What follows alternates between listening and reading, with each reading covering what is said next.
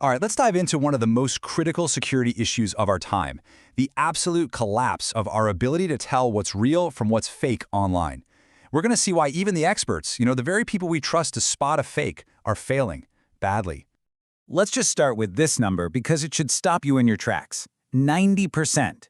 In recent studies, that's the failure rate for media forensics experts, the people literally trained to spot fake videos when trying to detect deepfakes. And no, that is not a typo, a 90% failure rate. And look, this isn't just from one study. The Stanford Internet Observatory puts it bluntly. The technology to create these fakes has just gotten too good, way too fast. We are in a full-blown crisis of perception, and the experts are sounding the alarm. Okay, so before we go any deeper, let's make sure we're all on the same page. What exactly is a deepfake? Well, it's an AI-generated video. It could be a simple face swap, or it could be an entirely synthetic person, just created from scratch, and it's all designed to be completely indistinguishable from reality. They look real, and they sound real, period. So, let's dig into the hard data behind that shocking 90% number. You've got to understand, this isn't a fluke. It's a consistent finding across multiple major studies, and the numbers, well, they're staggering. Now, what's really wild about this chart is the massive gap it shows. Just look at this. Human experts, they're only successful 10 to 15% of the time. The average person, even worse, down at 5 to 10%. Now, you can see AI detection tools are much better, hitting 60 to 80% accuracy. But hey, that still means they're failing on a huge number of fakes. It's a total arms race, and right now, humans are just being left in the dust. This table really breaks it down for us. It honestly doesn't matter if you're a media forensic specialist, a journalist with years of fact-checking experience, or just your average person scrolling online. The failure rate is consistently, devastatingly high, right across the board. The very people we rely on to verify information are getting it wrong almost every single time. Okay, so this next point is absolutely terrifying. It's not just that the experts are wrong, it's that they don't know they're wrong. When they fail to spot a deepfake, 70% of the time, they report being highly confident in their wrong answer. Think about that. This isn't just failure, it's false confidence, which is so much more dangerous. So the big question is, how did we get here?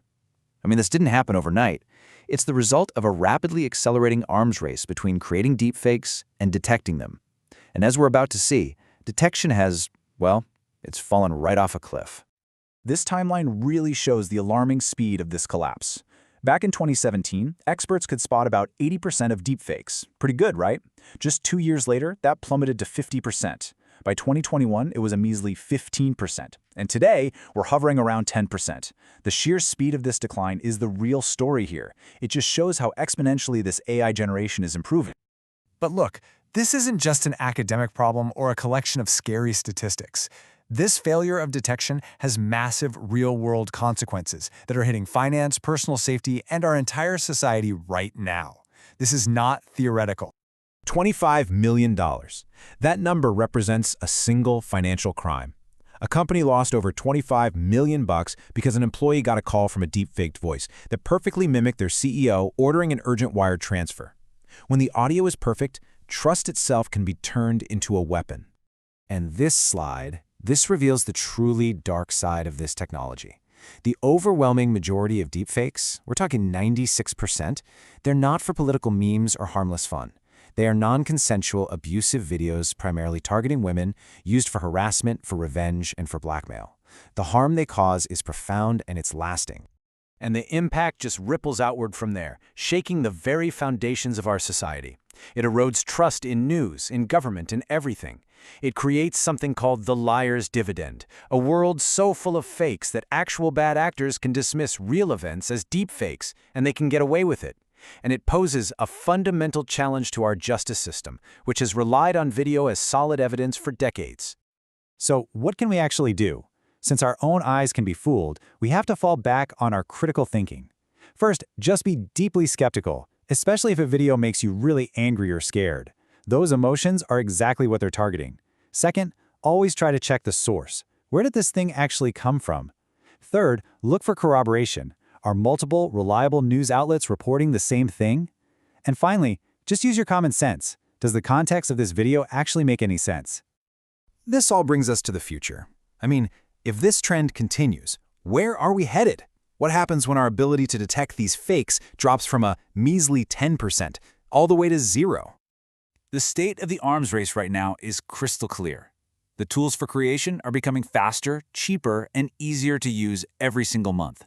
Pretty much anyone with a decent smartphone can now make a convincing deepfake.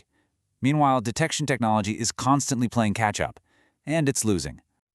And here it is, the really sobering prediction from many, many experts in this field. By 2025, which is just around the corner, we may reach a point where deepfakes are completely 100% undetectable to the human eye.